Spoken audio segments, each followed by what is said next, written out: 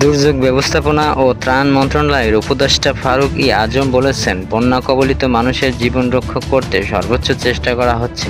পাশাপাশি বন্যা পরিস্থিতি নিয়ে ভারতের সঙ্গে যোগাযোগ চলছে। আজ দুর্যোগ ব্যবস্থাপনা ও ত্রাণ মন্ত্রণালয়ের সভাকক্ষে এই সংবাদ সম্মেলনে তিনি এক তথ্য জানান। উপদেষ্টা ফারুক আজম বলেন, বন্যায় জনগণের যান মাল রক্ষায় সার্বিকভাবে প্রশাসন কাজ করছে। দুর্যোগ পরিস্থিতি মোকাবেলায় সরকারের সার্বিক প্রস্তুতি রয়েছে। ভারতের অংশে বাঁধ খুলে দেওয়ায় বন্যা হয়েছে বলে পত্রপত্রিকায় লেখা হলেও এই ব্যাপারে সরকারিভাবে তথ্য দেওয়া সম্ভব নয়। ভারতের সঙ্গে যোগাযোগ চলছে। বিকেলে ঢাকায় নিযুক্ত ভারতীয় হাইকমিশনের প্রধান উপদেষ্টার সঙ্গে দেখা করতে আসবেন।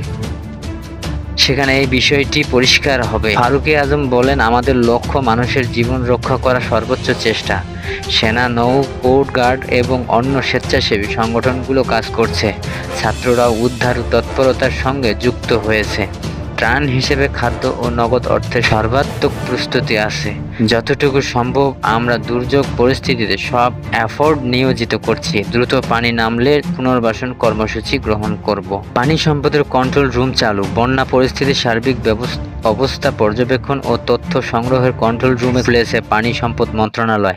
আজ বৃহস্পতিবার এই বিজ্ঞপ্তিতে তথ্য জানানো হয়। বিজ্ঞপ্তিতে বলা হয়, কন্ট্রোল রুমের নাম্বার, মোবাইল নাম্বার, সার্বিক বিষয়ে ফোকাল পয়েন্টে কর্মকর্তা হিসেবে মনিটরিং করবেন পানি সম্পদ মন্ত্রণালয় যুগ্ম সচিব মোহাম্মদ রবিউল আলম। তার মোবাইল নাম্বার দেওয়া হলো। দায়িত্বপ্রাপ্ত কর্মকর্তা বা কর্মচারীদের চলমান বন্যা পরিস্থিতির বিষয়ে সংশ্লিষ্ট জেলার স্থাপিত কন্ট্রোল রুম ও পানি উন্নয়ন বোর্ডের কন্ট্রোল রুমের সঙ্গে সর্বক্ষণিক যোগাযোগ রেখে এই বিষয়ে সর্বশেষ তথ্য সংগ্রহ করবেন।